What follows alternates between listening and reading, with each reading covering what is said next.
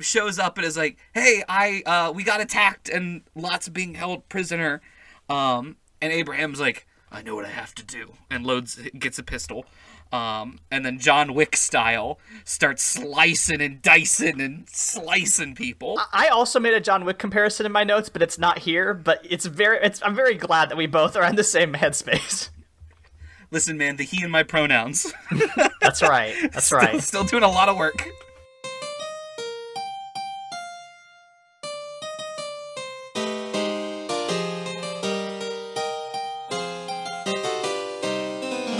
Welcome to Bible Boys, a podcast where two ex-evangelical siblings and an ex-Catholic non-sibling watch Christian media and either praise or condemn it.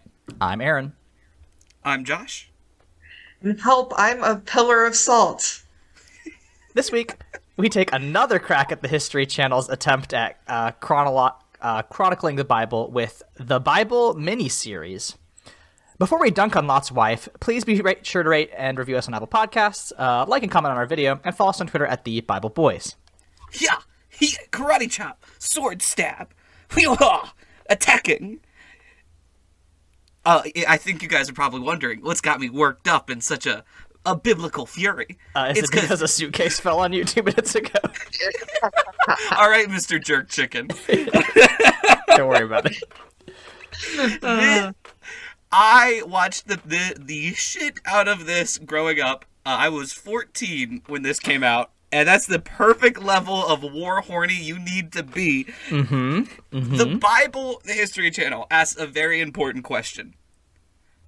What if every biblical character killed a ton of dudes with a crazy-looking sword? Yeah, like we made the 300 comparison when we talked about Battles BC. But this is like still like very strong, like slow motion shots of dudes like throwing the sword up, grabbing it by the handle, and then like thrusting it down into a prone person, like very, very violent. But then like looking at them being like, and now God has your soul. Right. Like it's that old Key and Peele sketch of like when fighters are doing their like workout, like things they say right before fighting. And one of them's like, haha, I'm gonna beat you and real bad. The other one's like, God hath sent me to claim your soul. Nothing shall stop me. And that's this show. Right. And also it felt like very much in a rush to get us to the fighting. Yeah, like it was just like, okay, so God made the world, right? Anyway, you know that shit. It's like, that part's boring. We know it already. You've heard it before. We don't need to go into it. And I was like, wait, that's it? That's all the Adam and Eve we're getting? Oh, cool. So, Cain murdered Abel? That's it? Okay. Guess we're on to the next. You saw the Emma Watson Noah thing, right? Anyway, let's go. We got swords to talk about. Unfortunately, this does feel like the immediate like aftermath of that. The same amount of killing with swords is involved. I hate to throw my beautiful girlfriend under the bus, but I do at one point, because she was raised very not religiously, and that's why she's not a Bible boy. I did ask her to just give me a rundown of what she thought was in the Bible, and it did feel a little bit like this, of just like the greatest hits. She got to Exodus and then said, and I quote, "Then some stuff happened, then Jesus." Which is technically incorrect. If you ask some people in the church, she's just right. But she's a better storyteller than this show is, though, so it was more entertaining. I also want to talk about the production of this. Michael, I'm sure you've seen some of the notes, because the production of this thing is fucking wild. But, like, even the intro is like, we're going to give you a 5-minute trailer for the entire series, and we're going to start with quotes from United States presidents. That's not what we start with. Oh, really? Oh, there's a quote. Yeah, what is the quote? I don't have the exact quote, but I know who it's fucking by. It's not this program is an adaptation of Bible stories that changed our world. It endeavors to stay true to the spirit of the book. Isn't the next, like, quote from MLK? Yes. The opening quote is from Martin Luther King Jr. And then it's U.S. presidents. That's true.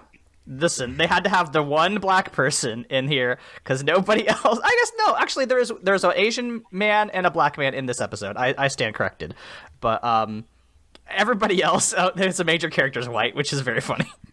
I just want to say there needs to be some sort of like warning, and maybe we can put it in, just of my brain was not ready to go from MLK quote to George Bush Jr. quote. Like, there was some sort of shift gear change that I don't have, that I could not get there on my own. Yeah, that was tough. That was not the softest landing. But, so, like, Aaron hinted at it. It's kind of hard to believe how much the first 5 minutes feel like a, like, infomercial for the DVD set for this. And what's weird about this is that, like, the way that this show was produced, right, this miniseries was produced, like, with each episode, like, coming out together. So, like, each episode's about 40-ish minutes, so, 50 minutes. I assume, aired in an hour-long block. But they aired in pairs. So, like, I'm not sure why they needed to do a teaser trailer for the whole series when we're about to find out the last time on the Bible, after the commercial airs. It's very strange to me. For those of you that have watched anime back in, like, the mid-2000s, it felt like, especially if you watch a lot of it in order, it feels, you're like, man, half of this episode is just what happened last time and what happens next time, and that's kind of what the Bible did. Mm-hmm. Yeah, that is exactly what it did.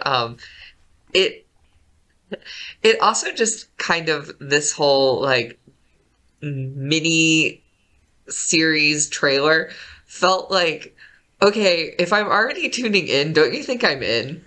Like, you don't need to hook me on this. Like, in fact, this early part of the Bible, like, you've got no Moses, you've got no Jonah, you don't have Jesus. Like, if I'm tuning into episode 1, I am strapped the fuck in. I do really respect the showrunners going, all right, we got to do a story to really hook the audience, really get them invested in the telling of the Bible. And then someone was like, oh, cool, we'll do, like, Noah's Ark, Adam and Eve, stuff everyone knows. And they were like, yep, in 5 minutes. We'll give it 5 minutes of airtime, and then it's done, and we're at Abraham, and we're chilling with him for a while. Yeah, we're gonna go full Abraham arc here for a sec. Everybody's favorite part of Genesis. We got the Pillar of Salt, we got Sodom and Gomorrah. Well, Sodom, all the hits, all the classics from Genesis. Listen, right? This is clearly not for Catholics because my Old Testament is very rusty. But, like, I was like, a lot of this didn't happen, right? There wasn't, like, a weird arc where Abraham had to go rescue Lot and his wife, right? Was that a thing? I don't remember, like, I also was trying to remember my old Sunday school, and all that played in my head when I went back into my little mind palace, trying to dust off the books that found, story of Abraham, I just kept getting the Father Abraham and many sons, and that just kept playing on repeat, and that's all I got for us, unfortunately. Mm-hmm. Yeah, I don't think Abraham made it to Sodom and Gomorrah, but that part's real. It's whether or not he goes and rescues him from... There's like a little mini ambush arc in the middle. Like, that part. They had to get Abraham, though, with a sword. And not just a sword, a crazy-looking sword. It's fucking cool. This, of all the things that should bug me, the swords really got to me this watch. I say that like we've watched this every week. You don't think Bronze Age weaponry looked like it came out of Elden Ring?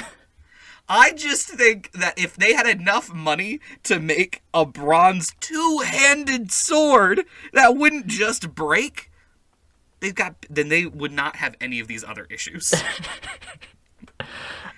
Do we want to talk about the plot of what actually happens here? I would love to guide us through this if you guys please do. Please. Let me be your history channel guide as we step through the mystical forest that is the Bible. So we are introduced with just a dude talking about how cool the Bible is for 5 to 10 minutes, while clips that you're going to watch later play in the background. And then we jump to Noah's Ark, where, waves splashing everywhere, and that's where we get the telling of the Adam and Eve and Cain and Abel.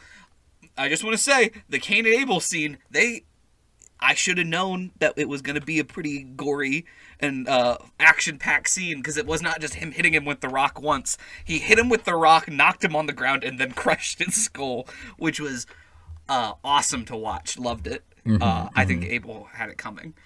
And then we very quickly go from Noah's Ark right into Abraham getting a message from God saying that, like, your descendants will be, like, number as many as the stars. Go to this area. And this is where we introduce our, like, four main characters, right? We have Abraham, we have Sarah, Abraham's wife, who is, like, you know, faithful, dutiful, but also does get a little bit shady later on. Ripped to Ishmael. But, like, also we get Lot and Lot's wife. And Lot is, I like how it is shot in a documentary style where, like, they have this narrator guy whose name is Keith David, who does a Morgan Freeman-ass narration.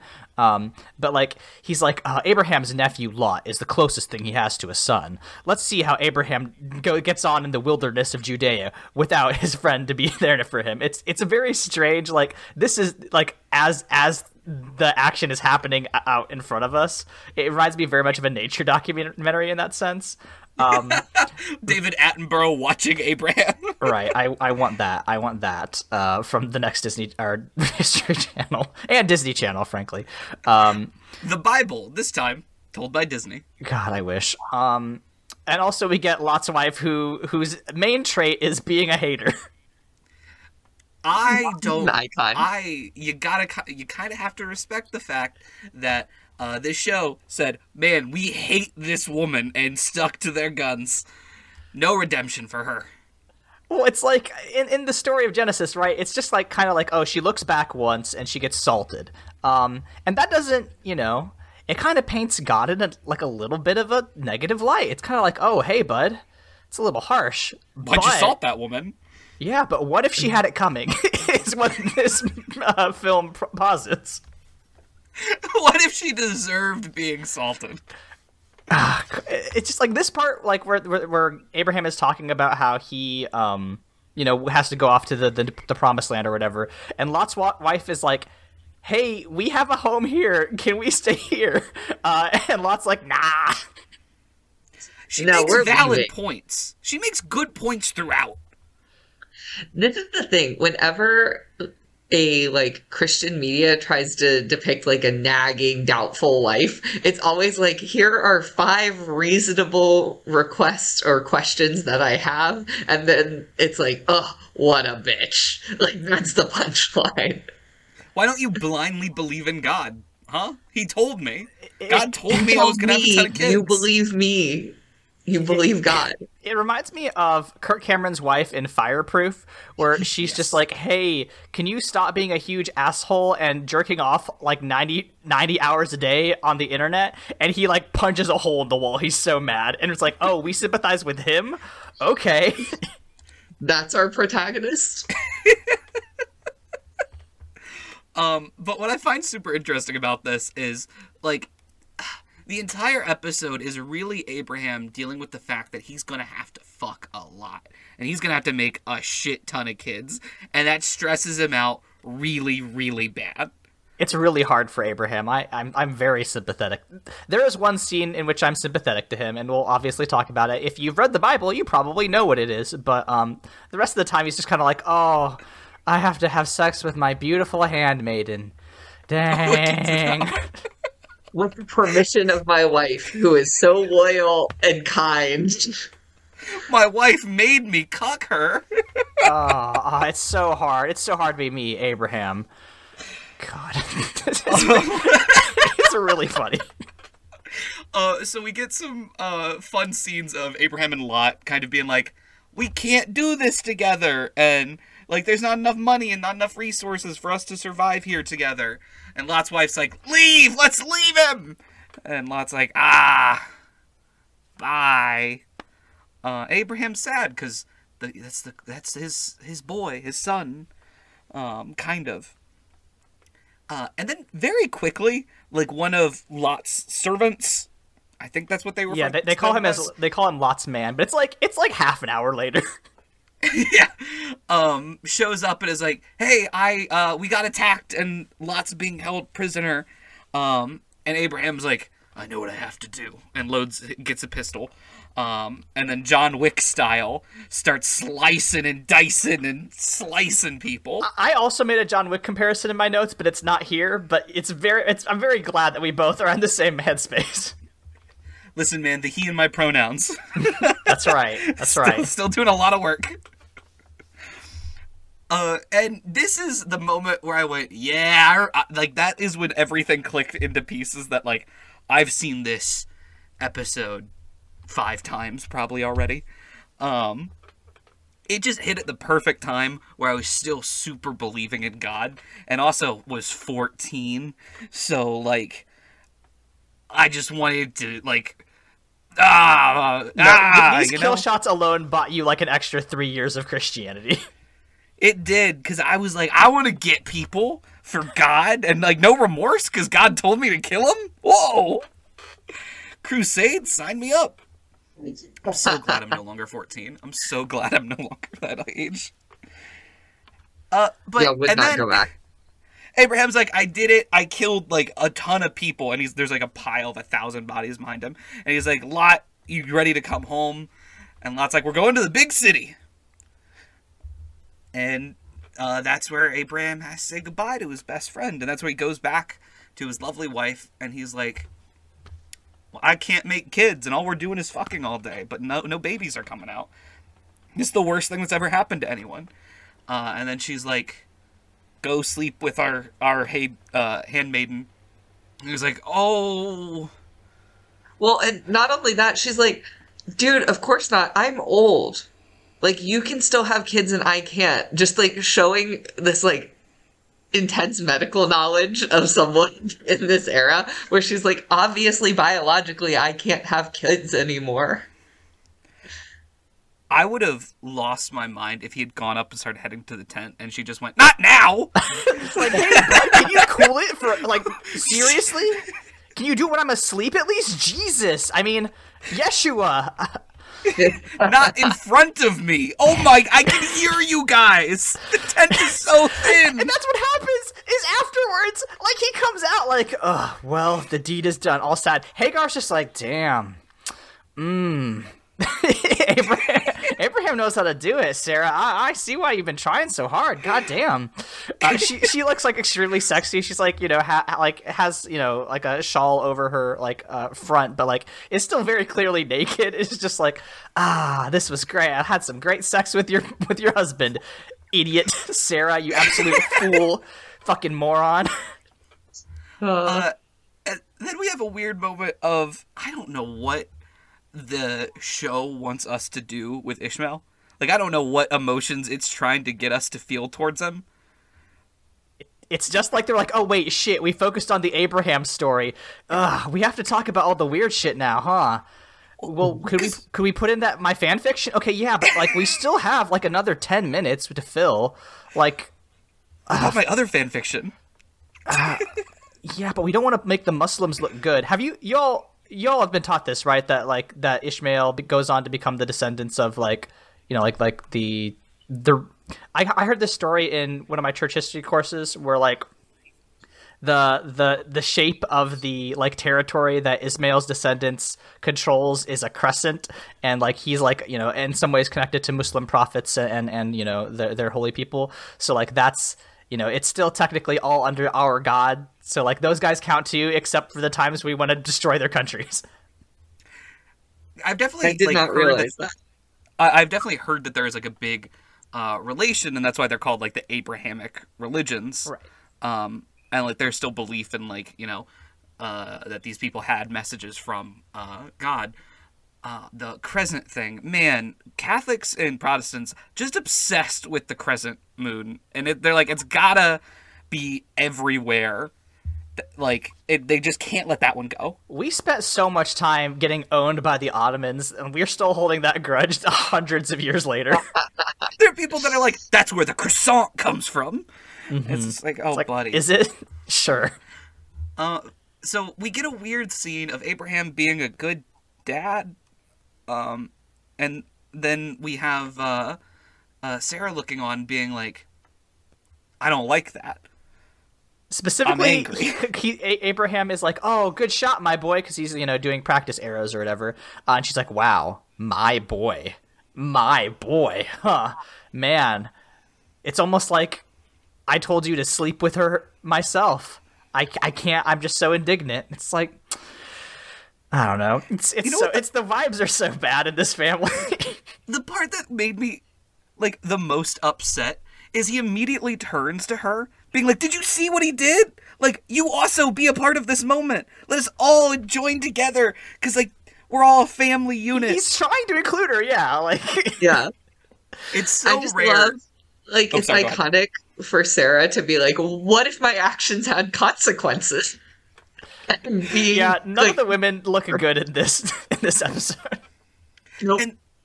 And then God comes down and he's like, "Keep fucking.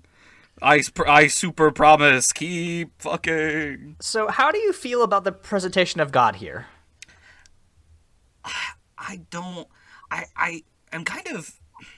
I'm not a big fan of it. We've gotten some really good depictions of God in different media. I think Silence was an excellent depiction, and I think that the Prince of Egypt specifically are like some of them like Interview with God also.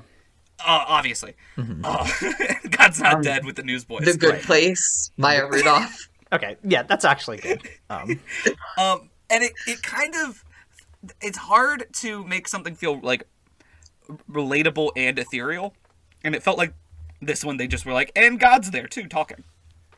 I thought it was interesting that they depicted him as three figures, and like there's three people. Two are in these like red shawls, and one is in a brown shawl, and like I thought they were just gonna like keep their face hidden, but like the two people in the red shawls just like are angels, right? Yeah, they eventually take off their heads, and then they're the black dude and the Asian dude, which I want to talk about once we get back to Sodom. But like, I thought it was like, oh, they're doing something interesting with the Trinity. Like maybe it's like, okay, there's three parts to God, and they're all kind of like, nope, no, it's just some dudes. Just God's entourage. Mm-hmm. You boys ready to talk about Sodom? Yeah, here we fucking go. So Always. I'm gonna set this up. This is a very like famous feels like the wrong word. A well-known story in the Bible is where Infamous. like God comes to Abraham and he's like, "Hey, I'm gonna fuck up that city," and Abraham's like, "This is where my nephew lives. What if there are 50 good people?" And you wouldn't kill 50 good people, would you, God? And God's like, "I super would, but I'll say no now." God's like, later. Yeah, that depends. Did they accidentally touch the Ark of the Covenant? This is a fun tool that'll help us later. And then Abraham is able to negotiate down, and he's like, "If there's one good person," and God's like, "Okay, I'll check. All right, I'll get Lot out of there at least, so you don't get mad at me." That's at least how I looked at that scene. Now, I want to talk about Sodom being evil, and apparently Sodom is evil because it's a packed city, and a dude is eating fire. Well, also someone's making out. Yes. Evil. So that's bad. Like, I understand that they don't want to be like, okay, we can't actually say it's because we claim this is the city where homosexuality originated. We can't put that on the History Channel. The woke mob here in 2013 is already will cancel us. But like I don't know. It's a very lazy way to interpret this as a city of sin. Well, it's like they wanted to say it. They wanted to. Like, I've never seen them want to say the F word so bad and not say it. But it really felt like they were like, the sodomites, wink. Everybody turns to the camera. You know what that means. Like, come on. They'll look at the camera and go, "Green brothers?" But yeah, like when I was watching this, I kind of got that idea of they needed it to look evil, but they didn't know how to do that. But we do see Lot apparently getting tested to see whether or not he's chill. God says that he's going to test everyone. I think. You guys think he was just lying there? I think he was. Listen, God's a little scamp. This has been established. I love it. God's a little scam, doing little lies and tricks. So Lot gets his family into their home, I think, and then he hears cries for help, and he sees the two robed figures before. One of them's bleeding from like a head wound, and they're like, there's a crowd chasing after them, and they ask him for help, and he's like, oh, okay, my wife's gonna hate this. Guess what? She does. Again, kind of rightfully so. This angry mom's gonna kill them and their daughters. He then like locks the door with everyone in it, and then who was it? Was it one of his daughters knock something over? Yeah, something like that. So. Like a stick falls on the ground. Dumbest scene in this entire goddamn show. They are in a city packed with people. There's a dude eating fire 30 feet away, two people just fucking, and another woman watching on because God said it was cool, and they hear a stick fall over, and that's how they indicate where they're hiding? It's hilarious. It was like stolen right out of A Quiet Place. Like, it really was. I felt like I was watching that film for a minute. This is not at all true, but in my head, every time I hear that crowd talk, they have Cockney accents. So just like, where is I? They're like, like generically foreign. We're not gonna probably talk about the episodes in which Jesus shows up. I don't think we're gonna get to that. But like, Jesus in this series is played by a Portuguese actor, which is very funny to me because it's like, well, he can't be like, a white American. He's got to be like a little foreign. He's got to be, but also like he can't be like a brown person. So we'll just make him Portuguese, and that's why everybody in this film is like weirdly ambiguous accents. Yeah, so the crowd is like banging on the door trying to get inside, and then Lot does a little like magic trick where he opens the door and then slides out and then closes the door behind him. And this is where I was like, "You gonna do it, show? You gonna do it? You gonna have the part where Lot says, no, don't have these guys." My daughters, perhaps? Huh? Yeah, no, listen, this show is very cowardly. If you're gonna fucking tell the story of Sodom and Gomorrah, you have to go whole hog. I do respect that they did, because if you're gonna talk about the gay shit, I think that you would have to include this scene and then the scene after that it just cuts away from. So I do respect it for just going the coward approach both ways. And that's when we get the Doom music to start playing. I want to talk about the angels. Take it away, my friend. So, these two guys that have been, sheltered by Lot's family, they hear him, like, arguing with the mob outside. And then they, like, kind of cast off their robes. And they're both wearing, like, Roman legionary armor. It's really funny. For some fucking reason. I don't know that the Roman Empire exists yet. It might. Not even kind of. Oh, no, not even a little bit, actually. No, it's wild. But there's two men. There's a black man and an Asian man. The black man is Lanyo Engele, and the Asian man is Yang Yang.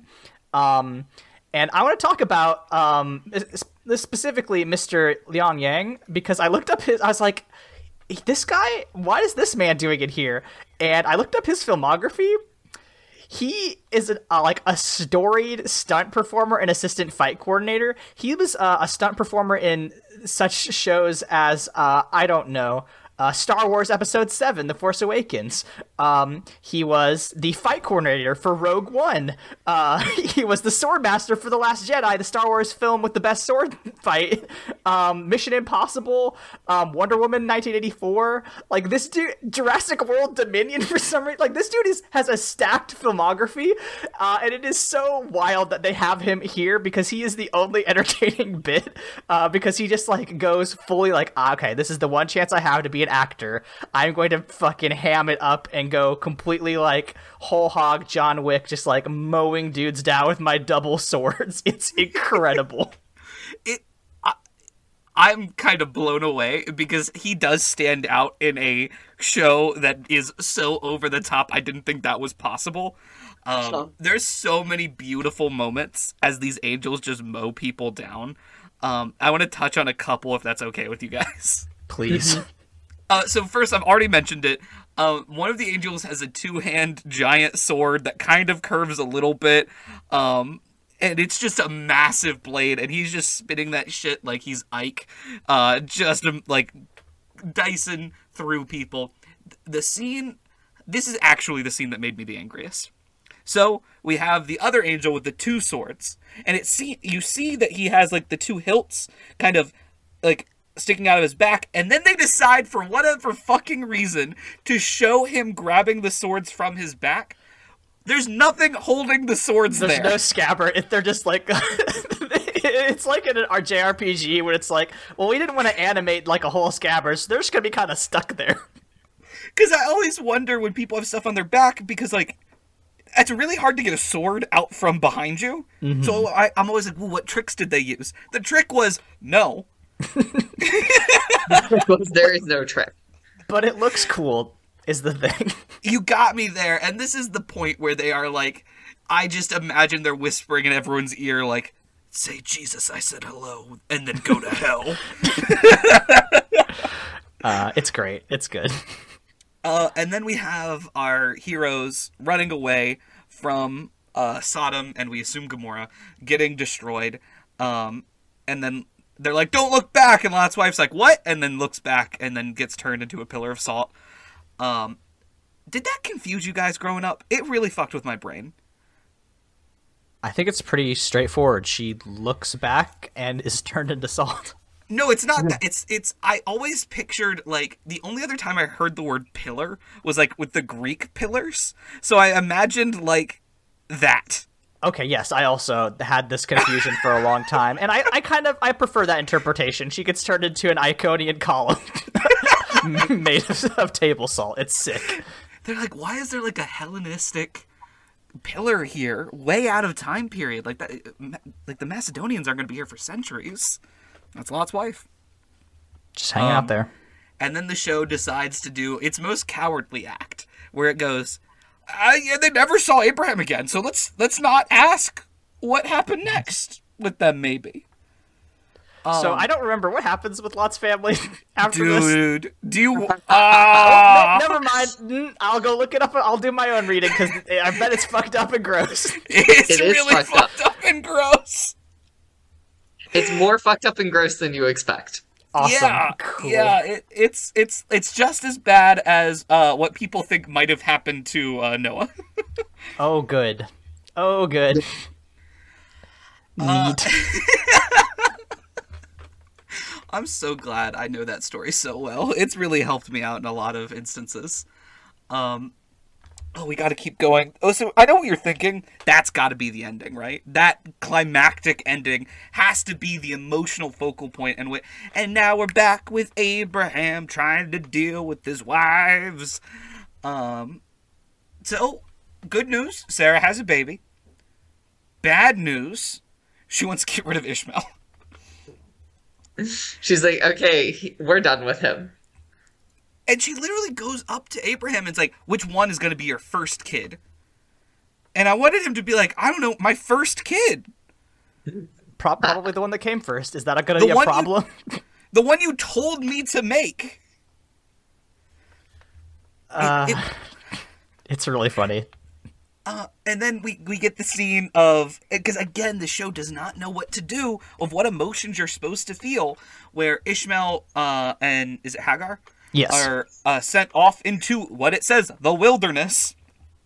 And as they leave, Abraham's like, God's gotcha. Mm-hmm. Mm-hmm. Goodbye. And that's it. That's all we get. I just like the idea that they're including this because, like, they planned this to be a much longer series, and, like, at the end of, like, season 3, Ishmael's gonna come back, and it's gonna be like, and I brought my descendants, and then, then it's the Muslims, and everyone's like, oh, fuck, new big bad. I want so bad at that fucking, the fall of Constantinople, who's leaning up against that massive fucking cannon. Mm-hmm. It's Ishmael, 1,300 years old, flipping everyone the bird. Suck it, Dad! Oh my god. Got their asses there. They got them. Mm-hmm. So there's still more. There's still fucking more of this goddamn thing. The next part is like the Binding of Isaac, right? It's like the thing you know if you know anything about Abraham, right? I do want to say I recognize some of this footage because I run a tabletop RPG review YouTube channel, and I had reviewed a game that was named Moriah after the mountain that Isaac is almost sacrificed on. It's a game by Kyle Tam. I think they're a very talented game designer, and that's a game that's all about climbing a mountain and doing human sacrifices. It's really gory and gross, but like I took footage from this series unknowingly because I made the comparison, right? This is Mount Moriah, obviously. So I was like, wait, I recognize this scene. I've edited this footage. I was like, shit. So I was like, well, I guess I've learned something. A year ago, I learned an important lesson. I think that, like, in the future, if you're like, hey, I'm looking for a specific scene, I can definitely tell you which episode of the Bible's got the best scene for you. Yeah, now I know. I mean, listen, every time that I see a new piece of media, I think maybe I could put this in a tabletop review somehow. And that's why we're still friends. Yeah, so there's a couple things I think this gets really, like, shows really well. And then there's some moments of this where I think it, just like the rest of the show, is just kind of there. One of the big things that I like about this is that the entire time Abraham is just kind of angry. And I think that is a very interesting emotional response. I do want to let you guys know, as a little aside here, I did watch this with my very religious pastor father. And we have a little tradition every time we watch Star Wars where Luke Skywalker is getting shocked by the Emperor and Darth Vader, who's his dad, spoiler alert, is looking on, and it takes him forever, but eventually he like helps and saves Luke. I always turn to my dad and go, "You wouldn't take that long, right?" And he goes, "No." It's fun. But then we watched this scene, and I was like, "You wouldn't do that." And he went, I mean, I wouldn't Listen, Palpatine has nothing on old Yahweh. That was the true meaning of Star Wars. That's what George Lucas wanted to impart to us all those years ago. Have you seen Kylo Ren's lightsaber? It's all been there. It's all been there. So, and also, like, the actor playing Isaac is properly scared. I will say it always makes me laugh when Abraham's tying him up and Isaac goes, "What are you doing? What's happening? What are you doing?" It just, I know that's probably an accurate response, but it's like, dude, I think you can get there. So, in some versions of the story I've heard, I feel like this is especially true in the Jewish tradition, that, like, Isaac is well aware that he is being sacrificed, and he is a willing sacrifice in many ways.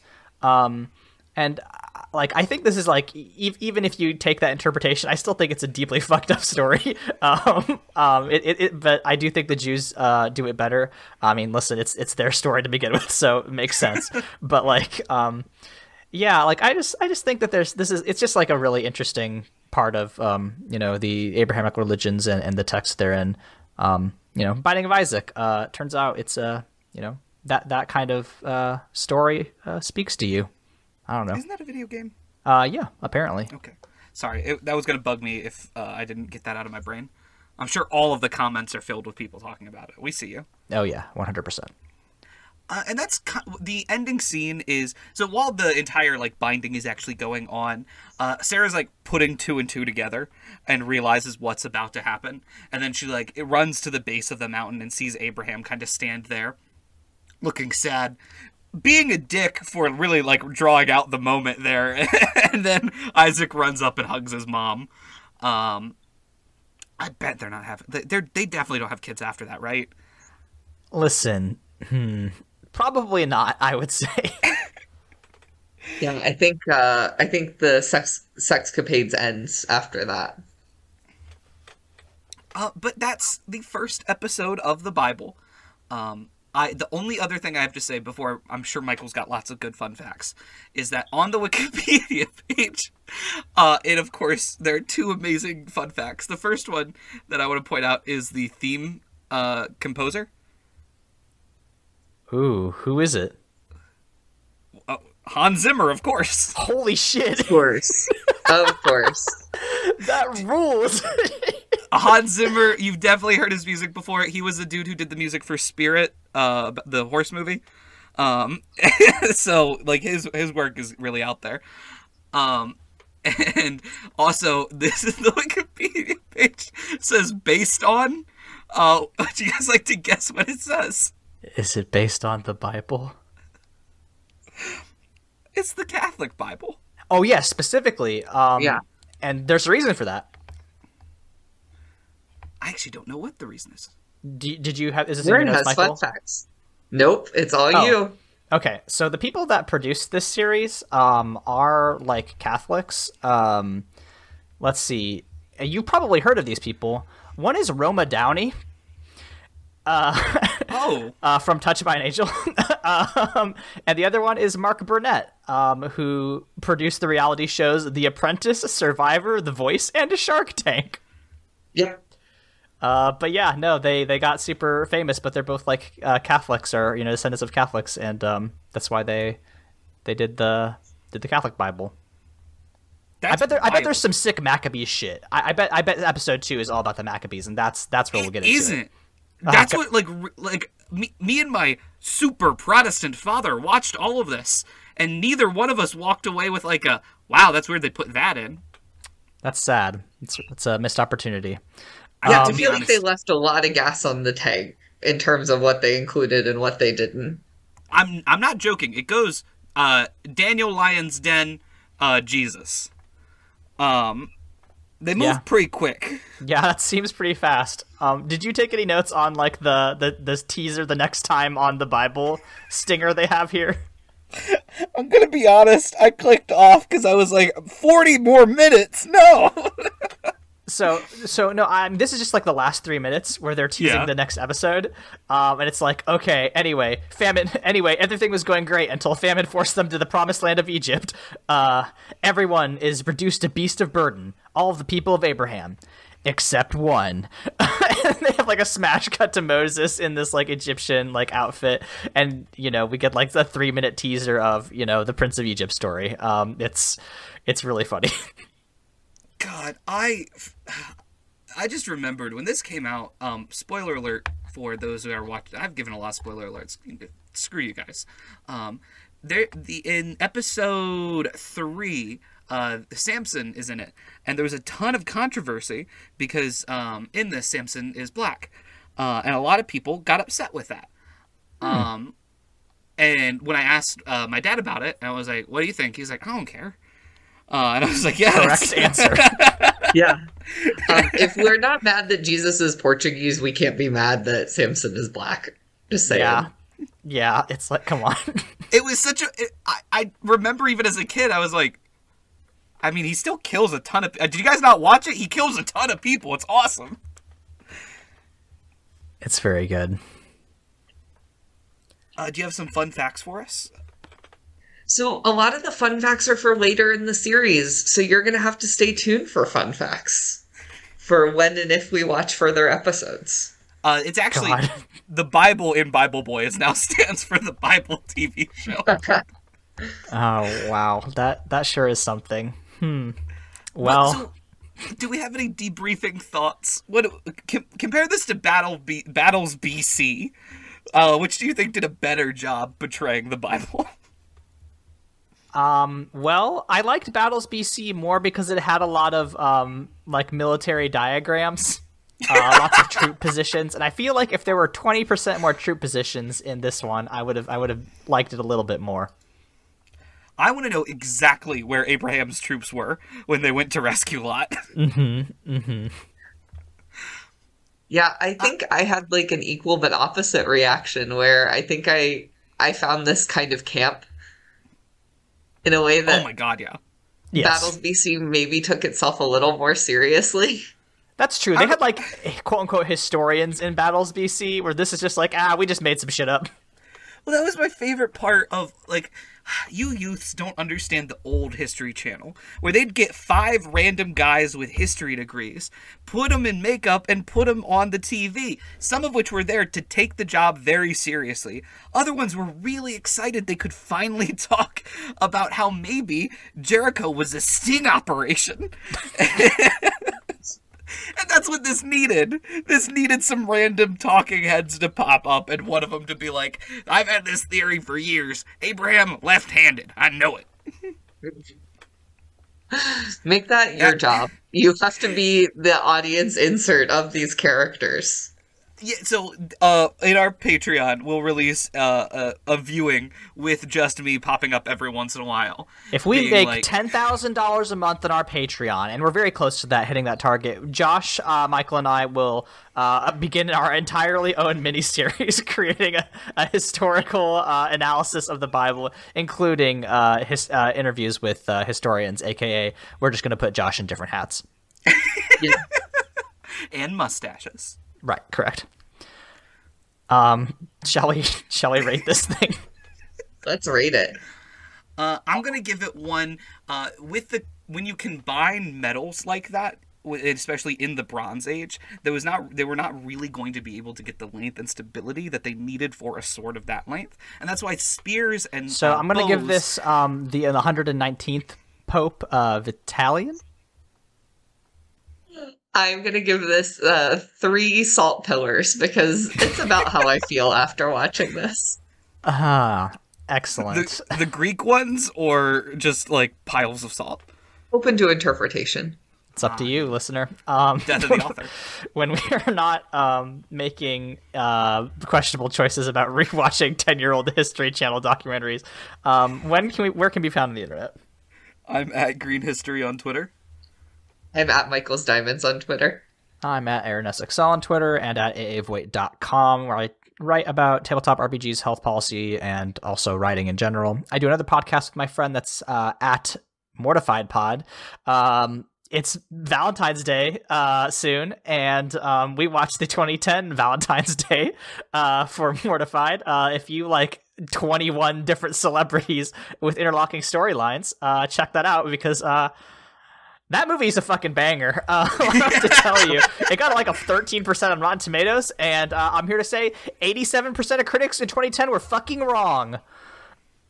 You know, that's the sweet spot in Rotten Tomatoes, where you've got to be below or above a certain range, and that hits squarely in the perfectly low. Mm-hmm. No, it's genuinely a very fun film. You should check that out if that sounds interesting to you. But, if talking about the untimely demise of Lot's wife has got you feeling a little salty, just remember that it is okay to cry, because even Jesus wept. We'll see you all next time.